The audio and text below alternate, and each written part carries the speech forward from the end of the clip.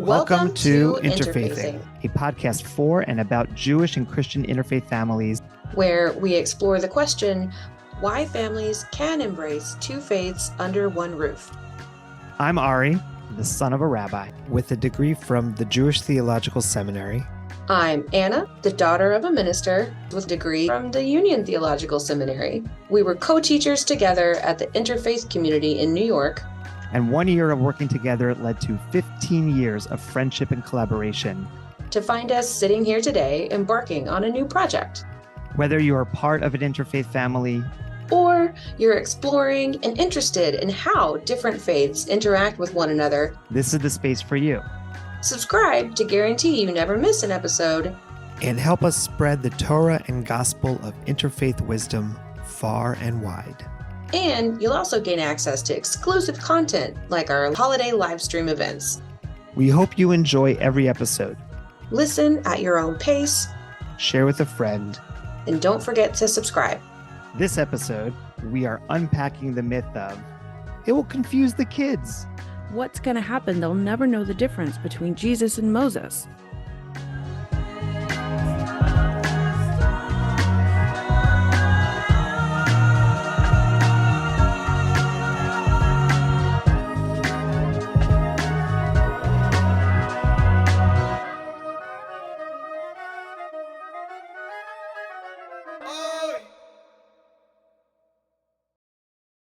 And welcome again, everyone, to another edition of Interfaithing, Why Families Can Embrace Two Faiths Under One Roof. I am your co-host, Ari Sachs, joined by my very good friend and Interfaithing co-teacher, Anna DeWeese. Hello, and welcome back. And thank you for joining us, all you audience. We're very excited to be reconnected. And I think especially excited for the myth, for the topic that we're going to be diving into. Oh, yes, it is. This is possibly the juiciest, although we say about everyone, but this especially, this one, I think, more than any other one, this particular myth is the one that not just the families themselves, but especially folks outside of the realm of interfaith families really kind of focus on when they think about why it is impossible in their minds for interfaith families to actually embrace two faiths under one roof, which is, it will confuse the kids. Will it confuse the kids, Anna? Will it confuse the kids? I mean, I've said this before. The kids are going to be all right. I think in our experiences, having worked with the interfaith community in New York, this question has always been very intense. It has been very much at the forefront of the families who were a part of that community, if only because that external concern was being expressed about this particular topic much more fervently, perhaps, than, oh, okay, well, like these two crazy kids, they want to get married. That's all well and good. They're going to figure out how to live their lives together. And yet now they're children. Now a baby has been brought into the world, and the experience of people feeling like they have a right to speak into what it means for other people to raise their children is very loud. Yes, it is. You've got grandparents, especially, who are, I think, have lost that little bit of that control that comes with having kids of their own, and now they have grandkids, and they know that they can't control their grandkids, but especially in thinking about the dynamic of faith traditions, and that typically synagogues and churches are made up of older members of the grandparents of these kids, and wondering, how do we pass our tradition while at the same time honoring and respecting how our kids are going to be raising their kids, our grandkids. You have clergy who may feel okay with bringing together two folks from this different traditions. But then when it comes to the kids, it's like, don't make them choose. Like, you need to choose for them, because it's a hard thing to be able to do, to kind of figure out how you're going to make both meaningful in their lives. And then you've also just got the larger cultural context of the different faith traditions, of how society views the role of Judaism, Christianity in this case, but any religion, and what it means Hmm. to be a member of that particular faith-based community, and of the fact that there aren't so many spaces for interfaith families to really be able to embrace faith or multiple faiths within the same home. And so, as parents, especially raising these kids, it's like, yeah, we got a lot to kind of figure out.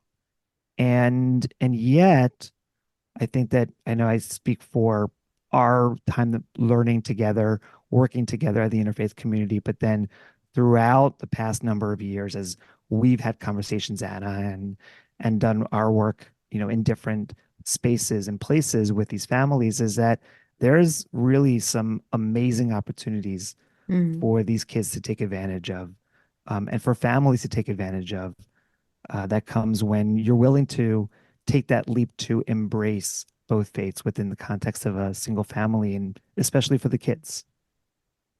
Yeah, and I don't know. I am just struck by the potential for so many families to also take the courageous leap of I've done my best as a parent. These are the backgrounds that we are instilling our children with, and now my child is going to lead us into the future. Mm, that's really beautiful. And I also think that there's a lot to be gained from understanding that when it comes to having a child, and as a parent of kids, it's not always easy. You don't always pass along everything that you want, and it's sometimes a challenge to feel that you're being heard and that the values you are passing along are being reflected in their own choices. And at the same time, that, depending upon the interfaithing styles of different families, you may have the choice being made of some families to raise their children exclusively with one faith tradition, in which case they then have Christian parents raising Jewish kids and Jewish parents raising Christian kids. And what it's like for a parent of one tradition to be able to think about, what does it mean for me to be able to help teach my kid faith when I'm not of that particular faith. Yeah, indeed. And I, you know, I I can't speak as a parent myself, like with my own children, But you do have a but dog I that could I be like do. a child in many ways. I do have a puppy. Um, but I don't think bestowing like particular faith traditions upon him will really be its thing. And yet, being alongside persons like yourself and your wife, raising your children, and so many of my other dear friends, etc., like being an auntie, a tia, a godmother, watching the flourishing of these children take place, I also am struck by the added pressure that interfaith families feel because it isn't just this is your family tree and here is the traditions, rituals, etc. that you come from. It's actually feeling as though you have to explain the entirety of Jewish history, Christian history, the theology, all of those different parts Yeah, beyond just like your individual side of your family tree. right. Right. There's now that much more pressure to instill the kind of Yeah, values, and to also make sure that it's not a competition. Right. right. That's what a lot of, and for some reason, that's what a lot of clergy, a lot of others from the outside kind of think. It's that you're forcing kids to have to choose between mom and Hmm. dad, between Yeah. these two different traditions, and they're kind of always at odds with one another. But yeah, I think that one of the beautiful things that we've seen, and that we'll probably talk about over the course of this episode in our stories, is how the stories of for kids especially, is that they're learning, especially if they do it intentionally, and the parents do it with the best of intentions as well. They end up having a much deeper and fuller appreciation for what faith, religion, tradition has to offer, in a way Hmm. that, frankly, a lot of kids don't get when they're that age, because they're used to just having this is what the stories are being passed on and so on and so forth. They don't have to take the time to kind of assimilate all these sort of different ones together. And Mhm. by virtue of needing to do that work at an earlier age, I actually think that they come up with some really beautiful ways of understanding God, understanding traditions, understanding holidays, and these stories that are really absolutely beautiful. And you're going to hear hopefully some of those stories as we go through this episode. So, any other introductory remarks, Anna, before we get going? Just to say that again, Ari and I met by working through an organization whose primary focus was on the educational piece, but what ended up being so true for a lot of those families was the community, was the importance and the value of having other sources of support, right? That the same way that a family who was only raising their children with a Christian tradition would be going to church, would have access to vacation Bible schools, other things, so that again, the pressure of you yourself as parents, even if it's two of you together, have some sort of relief, have some backup by being able to tap into the communities through which those traditions Hmm. are also being shared. And so for interfaith families, we've talked about this in previous episodes, and we'll talk about it more in future ones as well. Like the importance of community is also so crucial.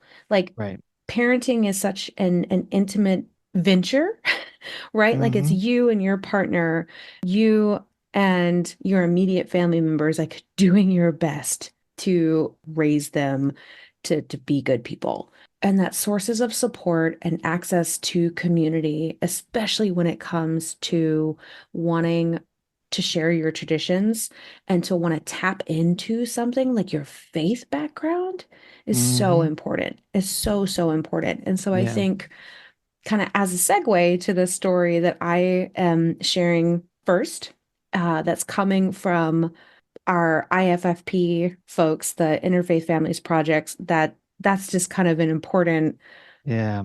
encapsulation of why those communities need to exist.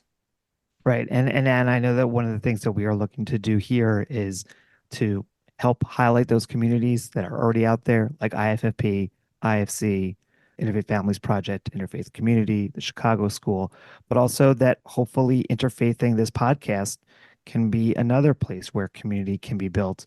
Hmm. We're looking to be able to help families with raising their kids, with offering resources and materials. And if you're interested, you can go to our Patreon page, patreon.com/interfaithing, where we are offer different ways to be able to help you through this process and to hopefully also connect you with others to kind of build a sense of community. So looking forward to continuing to build this through the weeks and months and hopefully years ahead.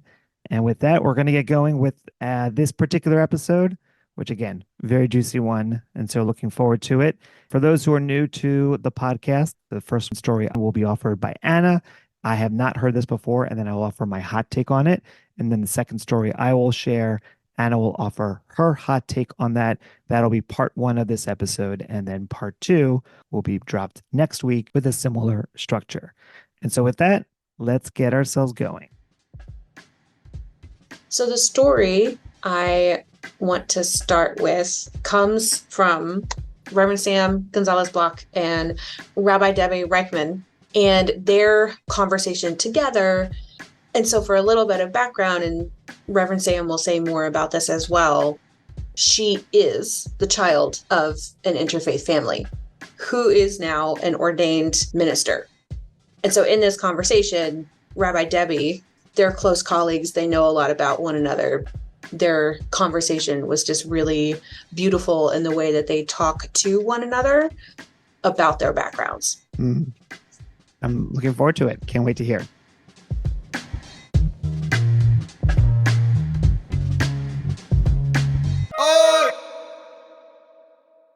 Hi, I'm Rabbi Debbie Reichman from the Interfaith Families Project.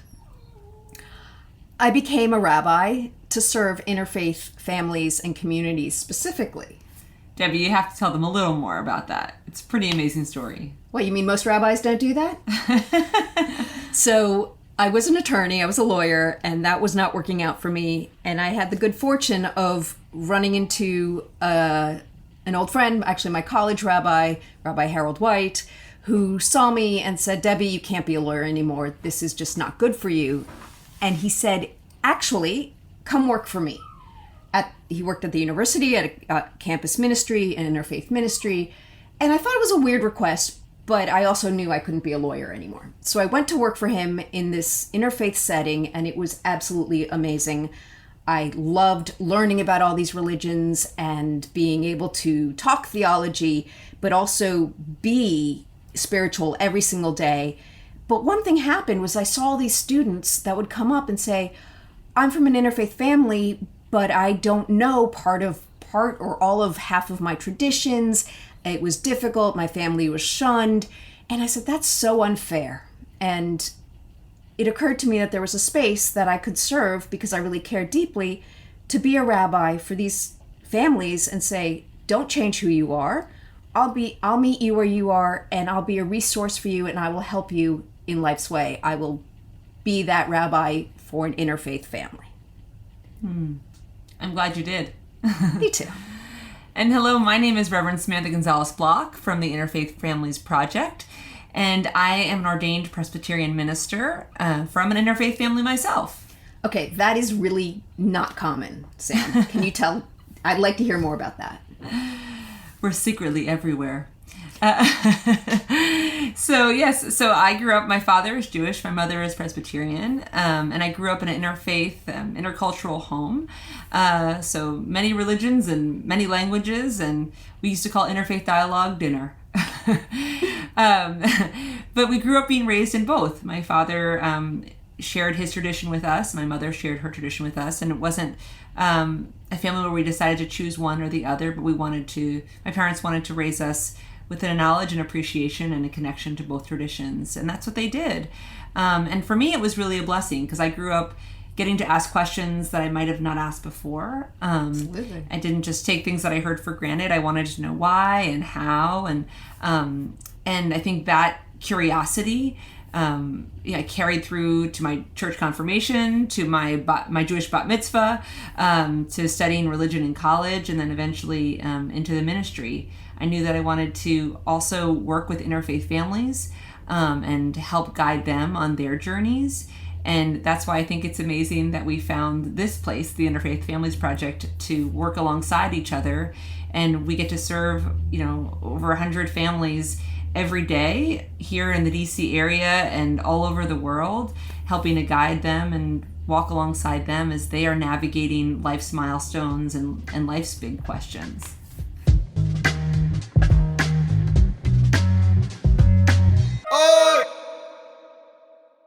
So, even just through their introductions, on the one hand, Rabbi Debbie spoke so beautifully, in my opinion, about wanting to meet families and these college-age children in particular, where they were, and to say, this is your faith journey, and I don't want to impose something upon you. I just want to help.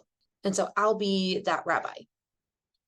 And then from Sam, that turn of phrase, like interfaith dialogue was just what we call dinner, is Amazing. is amazing. That's an amazing line. Is amazing.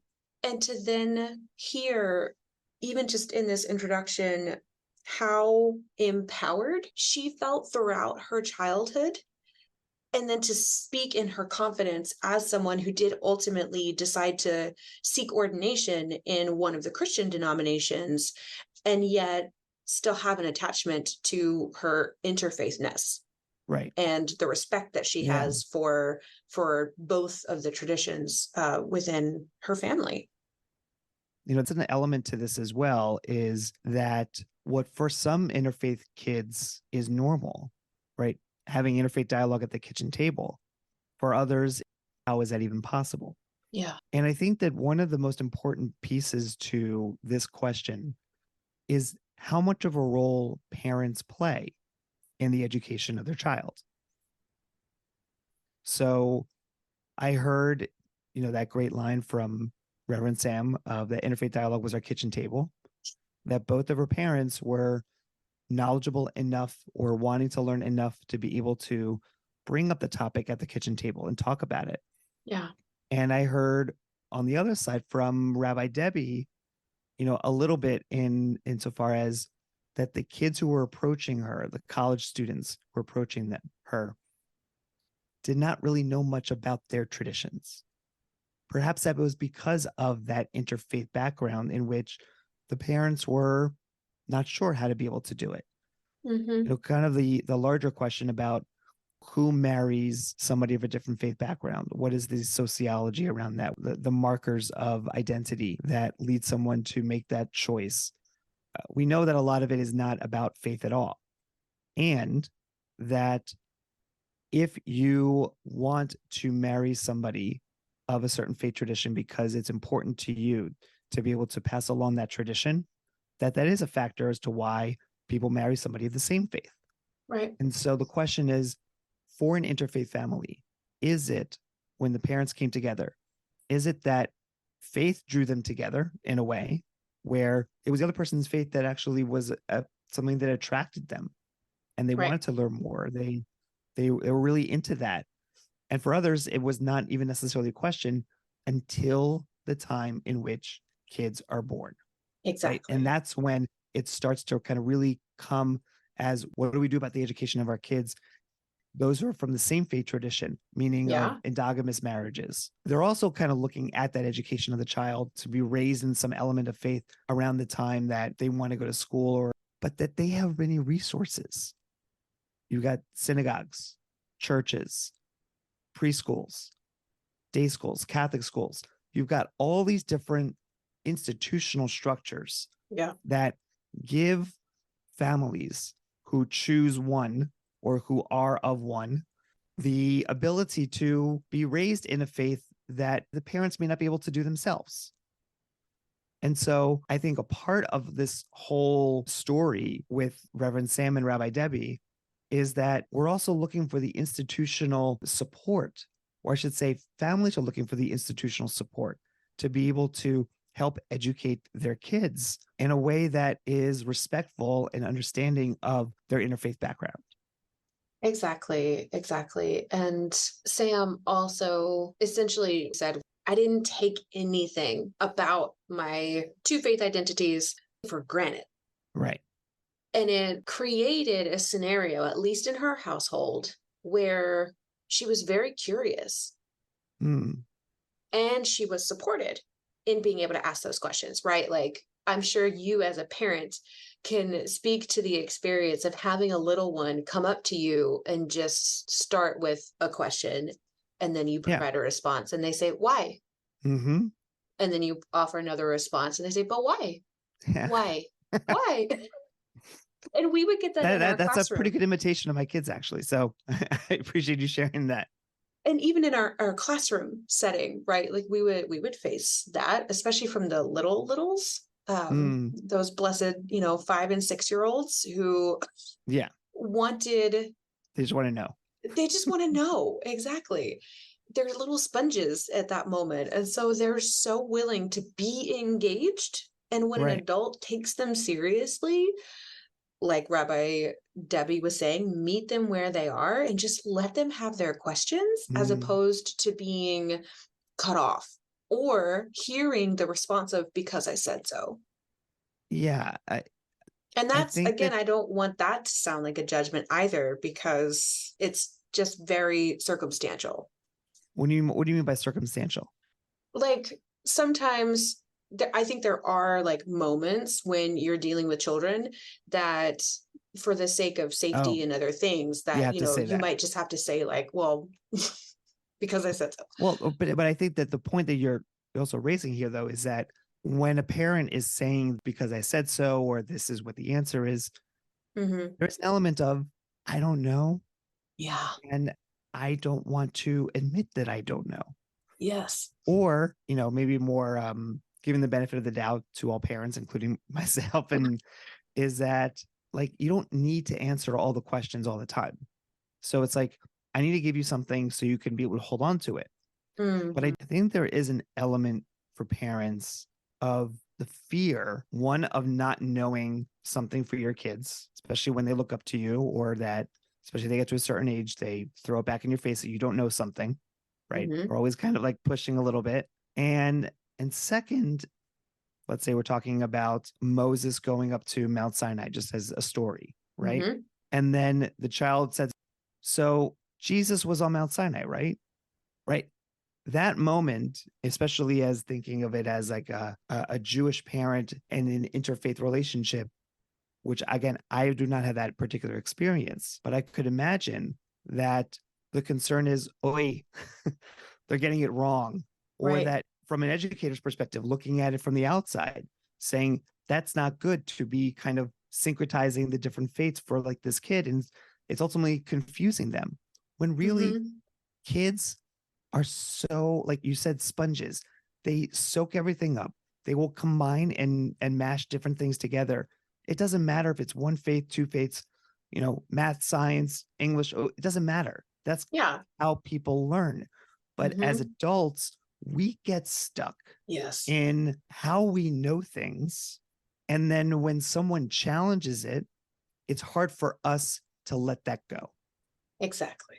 I think something else that you and I experienced as educators with the families that we worked with, I talked about the blessed littles, the 5 and 6 year olds. We also worked with the older children who were Right. in their early teenage years, around the same age that in the Christian tradition, and different denominations, they might be facing confirmation, wherein the extent of the education that they are receiving is leading up to, if you're going to go through the act of confirmation, you are making a commitment Mm, to something. And I think there's an overlap there with the bar and bat mitzvah traditions as well. Like you reach a certain, it's why it's referred to as a coming of age ritual, that right. you are now going to be considered an adult and or someone who is accepting the responsibility that Right. goes along with these identities.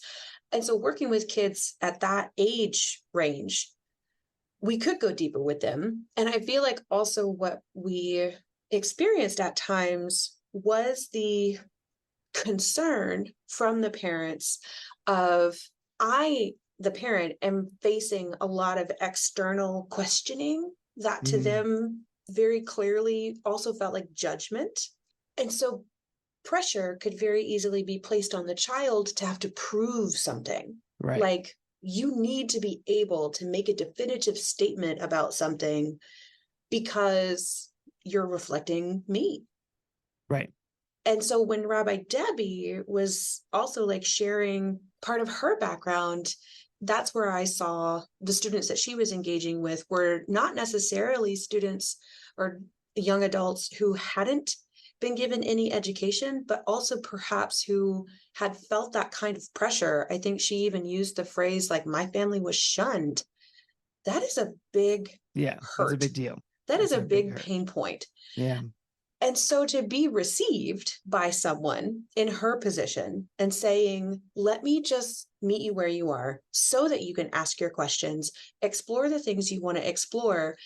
And maybe even because it was slightly outside of their nuclear family or context, it's like, take this opportunity as a young adult Mm, to yeah. To go through that exploration. go through this process. Yeah. Yeah. Um, I remember when we were talking with the kids before their end of the year, in the interfaith community. And these kids are going to go off and there's no more programs for them post seventh grade.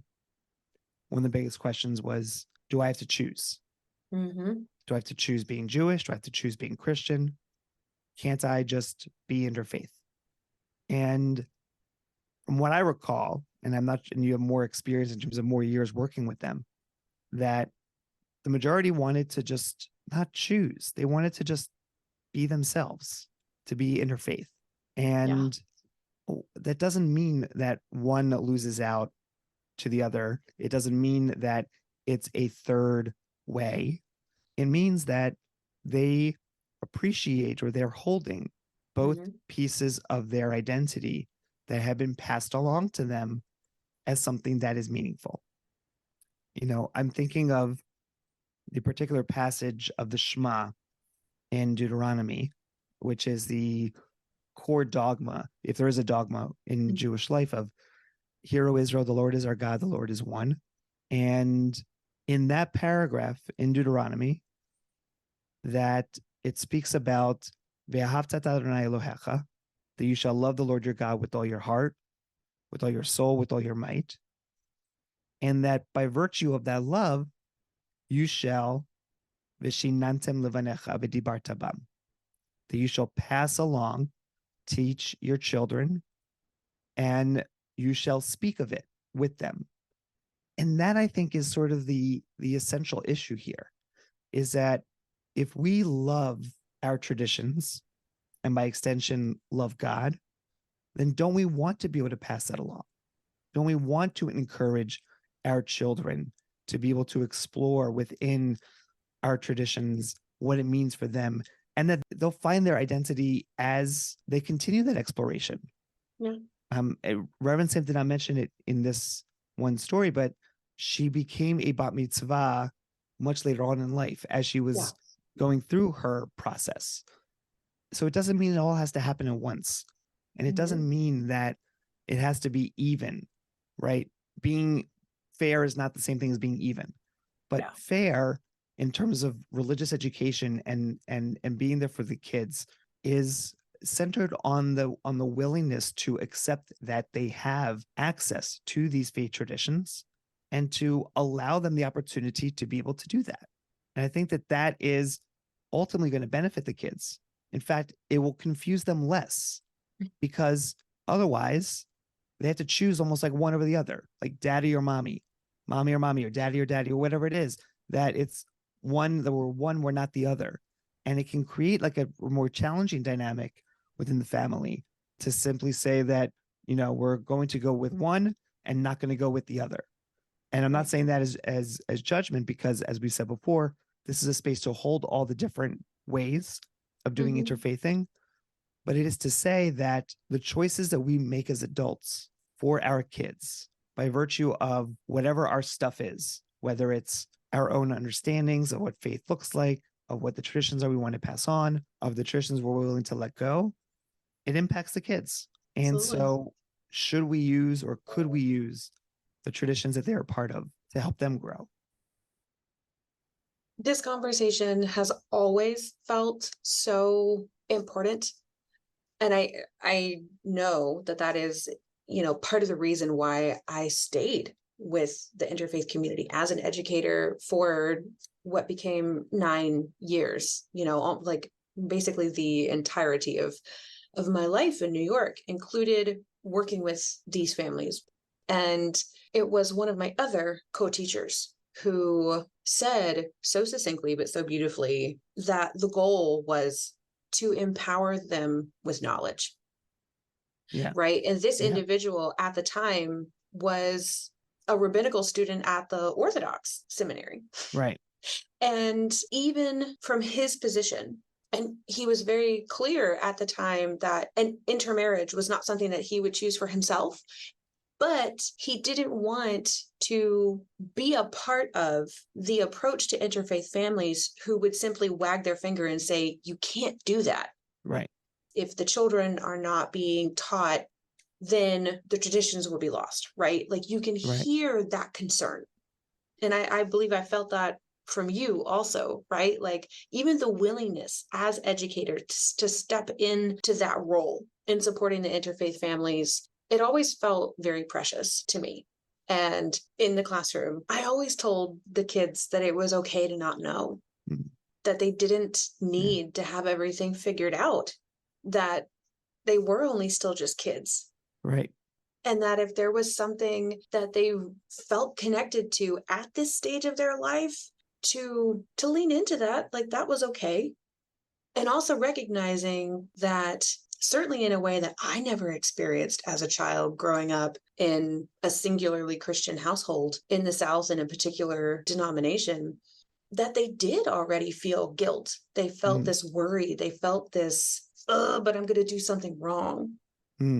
if I express something from my Jewish background that really speaks to me, that's going to immediately and automatically offend my Christian extended family. And Right. so even having that experience as a child, like I was aware that was what they were experiencing, and it felt unfair.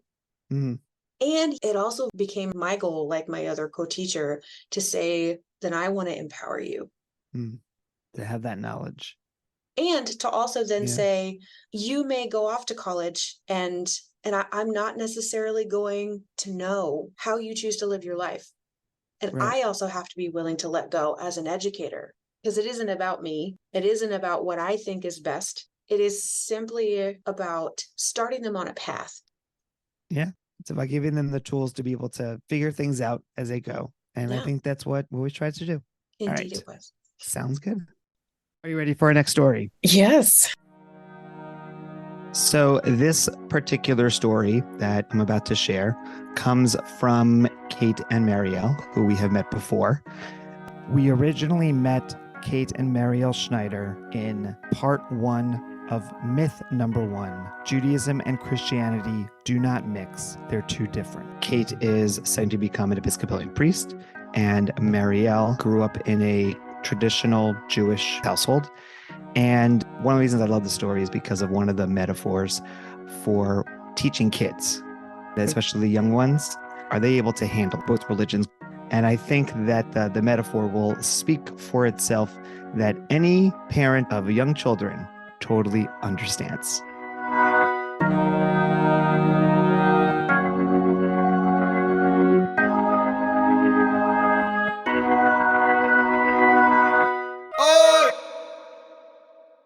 This morning, so Kate and I were like kind of going through our portfolio of stories that we have and being like, is that a public knowledge one? Which ones are we sharing? Which and which ones ones are for family? Yeah.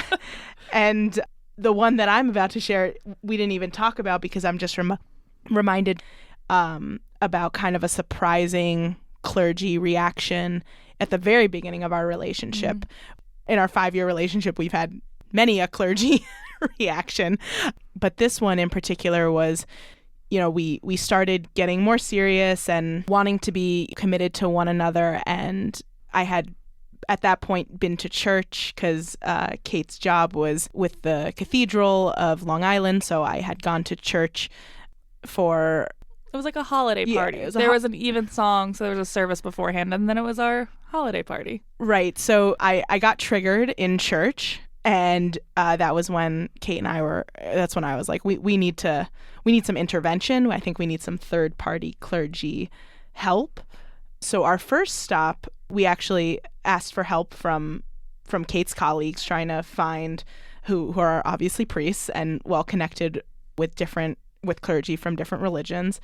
And our first stop was actually a Reform rabbi, because our thought was, if I'm having a lot of anxiety, there's maybe a lot of internal contradiction and internal exploration that I myself, Marielle, need to do, but let's go to a rabbi and someone of maybe a less traditional denomination. And it was a rabbi that I had met through Interfaith stuff in this town of like different clergies from different faith backgrounds getting together. So we went in being like, this is going to be like a nice soft start. Yeah, and spoiler alert, it was not. The TLDR of that conversation was, don't do this. If you're going to have children, the religions cannot coexist in their minds, essentially, as separate entities. You will confuse them and basically ruin them for the rest of your life, or for the rest of their lives. So that was startling, because I was going in there asking questions like, well, if we have a bris for our son in the future, even though we have just started dating, and then we baptize him, does it erase the bris? You know, that's where I was at that point. But the good news is at least that we left that meeting. I think we like stepped out of the door, went to the car, and we're both looked at each other and we're like, we don't accept that, right? Like, we're both on the same page that is not good enough. So that was a heartening start, at least in our relationship, because we were not going to accept that answer. And not even that it was a no, because I think had a different clergy person in a different way told us no, maybe we would be in a very different place right now. But her arguments just felt so short-sighted and without sense or backing that we could really get with. And so much of it was like, think of the children, which is a lot of the pearl clutching I feel like that a lot of us have experienced in multi-faith relationships of, you're going to confuse the kids, or what are the kids going to do? What will they learn as children, especially if you are exploring like raising children in both Christianity and Judaism. And as a queer person, it has always struck me as like, it sounds like the early 2000s or like the mid 90s of, well, God forbid a child has two moms. Like, think of the kids, they'll be so confused. And the reality is that children are resilient and smart, and children also are confused about everything until you explain it to them.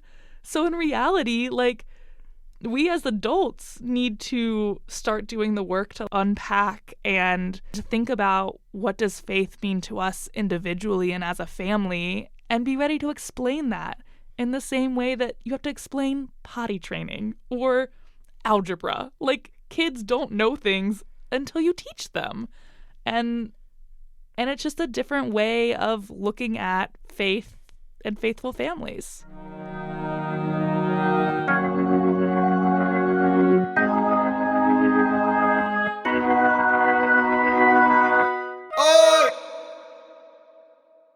Yes.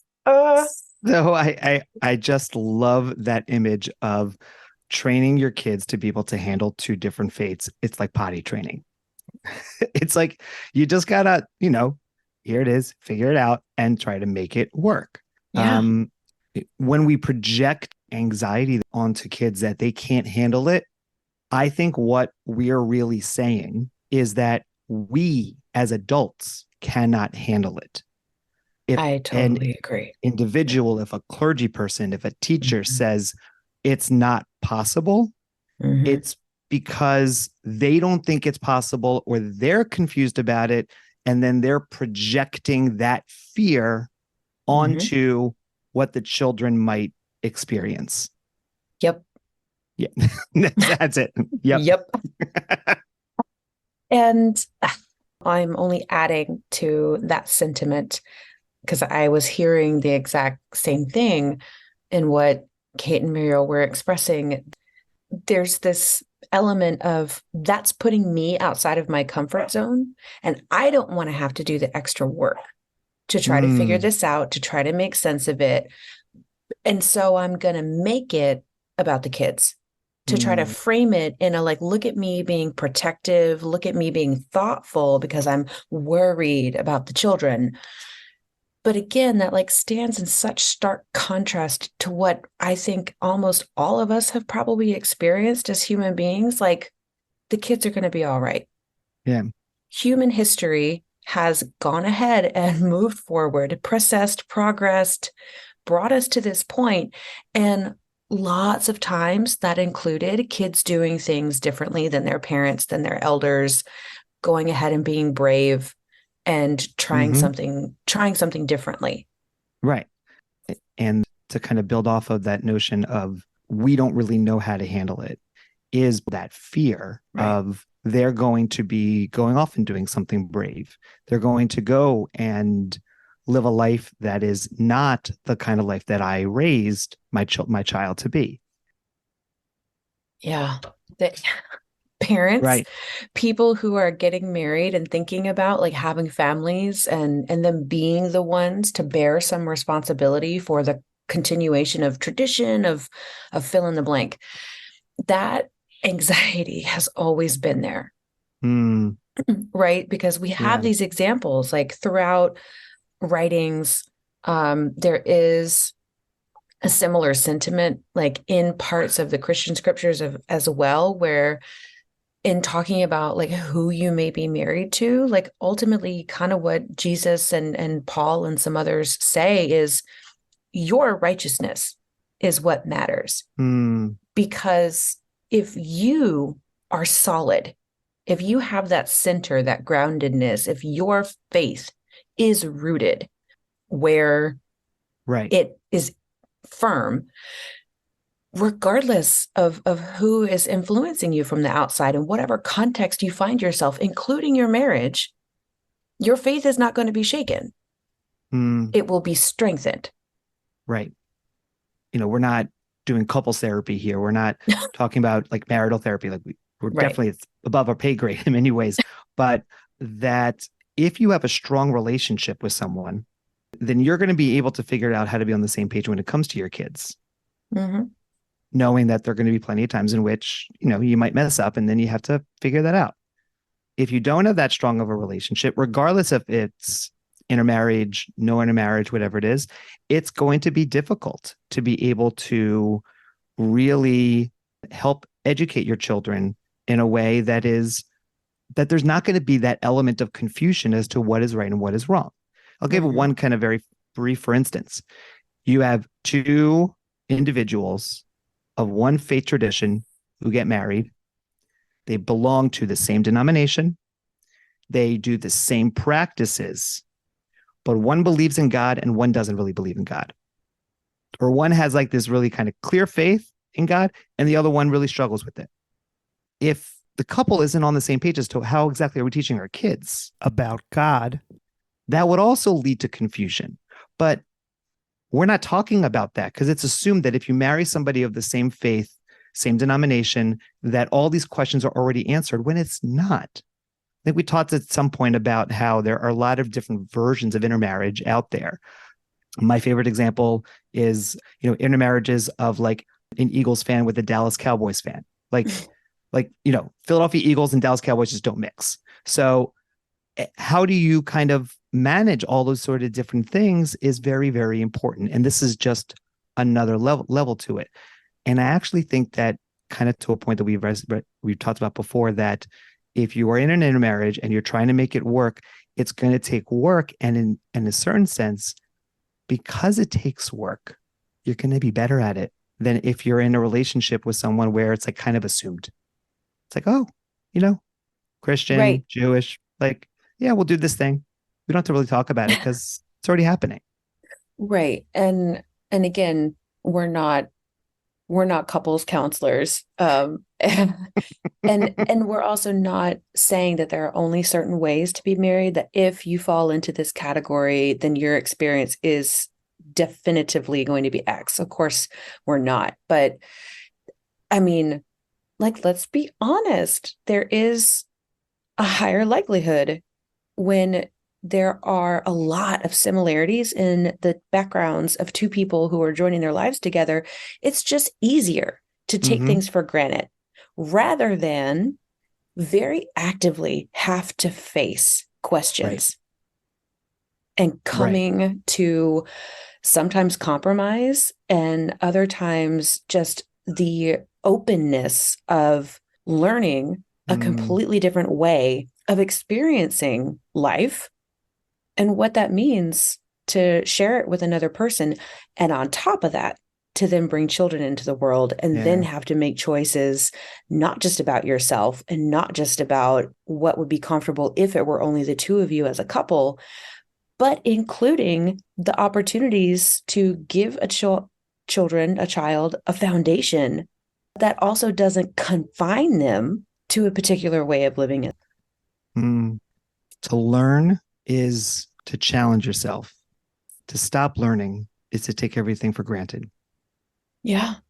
And I think with faith, I think unfortunately, like that's one of those like common traps that a lot of people find themselves falling into, whether because of the busyness of life, the overwhelm of all of the things that are going on around us.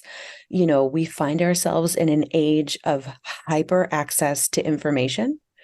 It's not possible for us to process all of the things. Like, we know a lot, but do we really understand it? Yeah. No. No. And so I have sympathy for why it is that we put things on a binary, right? Yeah. That we put things into boxes, that we create labels, because that's a form of categorization. Yeah. And there's a necessity to that. Like, it's very understandable. Unfortunately, I think what also happens is that those become very rigid. Those lines are not malleable.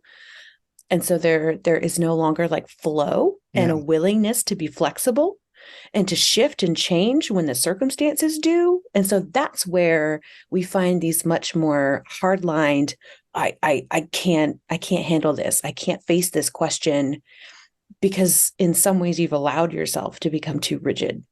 And in that sense, when too much pressure is put onto a rigid structure, it will break as opposed to bend.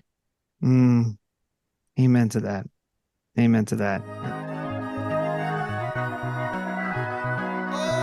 Thank you for listening to part 1 of episode 3. It'll confuse the kids.